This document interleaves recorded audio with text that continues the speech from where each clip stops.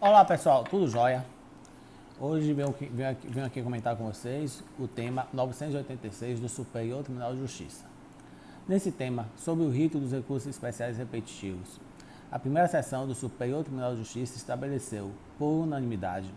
que devem ser incluídas na base de cálculo do Imposto sobre Circulação de Mercadorias e Serviços, ICMS, de energia elétrica a tarifa de uso do sistema de distribuição, TUSD, e a tarifa de uso do sistema de transmissão, TUST, nas situações em que são lançadas na fatura de energia como um encargo a ser pago diretamente pelo consumidor final, seja ele livre, aquele que pode escolher seu próprio fornecedor de energia,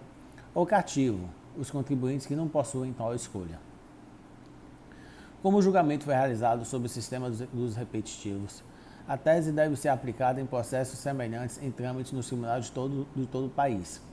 As ações estavam suspensas até agora para a definição do precedente qualificado pelo STJ.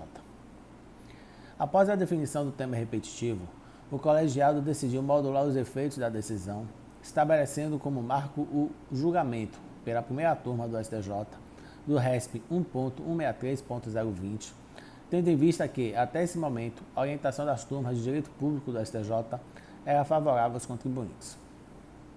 Dessa forma, a primeira sessão fixou que, até o dia 27 de março de 2017, data de publicação do acórdão do julgamento na primeira turma,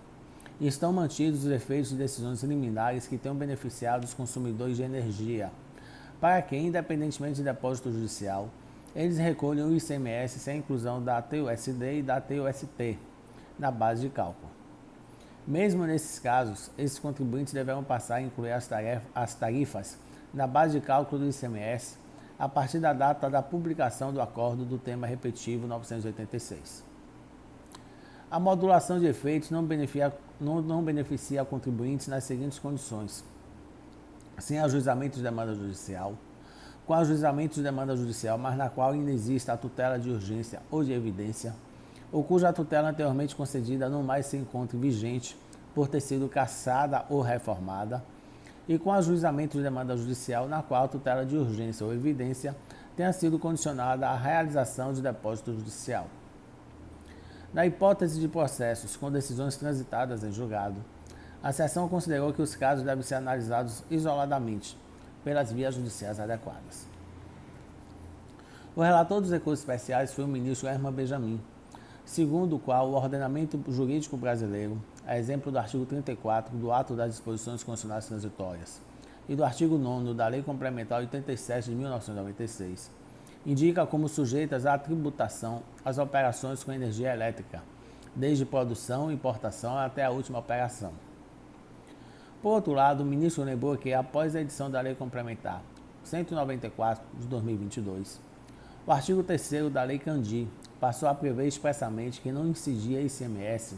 sobre os serviços de transmissão e distribuição e encargos vinculados às operações com energia elétrica. Esse dispositivo, contudo, teve eficácia suspensa pelo Supremo Tribunal Federal por meio de decisão liminar na ADI 7195. No contexto do sistema energético, apontou o relator, as etapas de produção e fornecimento de energia constituem um sistema interdependente, bastando-se cogitar a supressão de uma de suas fases, geração, transmissão ou distribuição, para concluir que não haverá possibilidade de efetivação do consumo de energia. No âmbito do STJ, o ministro Herman Benjamin comentou que a jurisprudência costumava considerar que a TUSD e a TUST não integravam a base de cálculo do ICMS sobre o consumo de energia elétrica, sob o fundamento de que o fato gerador ocorre apenas no momento que a energia é efetivamente consumida. Esse entendimento, contudo, foi modificado a partir do julgamento do RESP 1.163.020, quando a primeira turma estabeleceu que o ICMS incide sobre todo o processo de fornecimento de energia elétrica, tendo em vista a relação indissociável de suas fases, de forma que o custo de cada uma dessas etapas, incluindo-se a TUSD e a TUST, compõe o preço final da operação e, consequentemente, a base de cálculo do ICMS nos termos do artigo 13, inciso 1 da Lei Complementar 87 de 1996. Na mesma linha de entendimento da primeira turma, o ministro Herman Benjamin considerou incorreto concluir que, com a apuração do efetivo consumo de energia elétrica, não integram o valor da operação e, portanto, ficariam de fora da base de cálculo do ICMS os encargos relacionados com as etapas anteriores necessárias ao fornecimento, à transmissão e à distribuição. Note-se que tão importantes são os aludidos encargos que o legislador os erigiu como essenciais à manutenção do próprio sistema de energia elétrica e do equilíbrio econômico-financeiro dos contratos mantidos com concessionários e permissionários do serviço público, completou o ministro.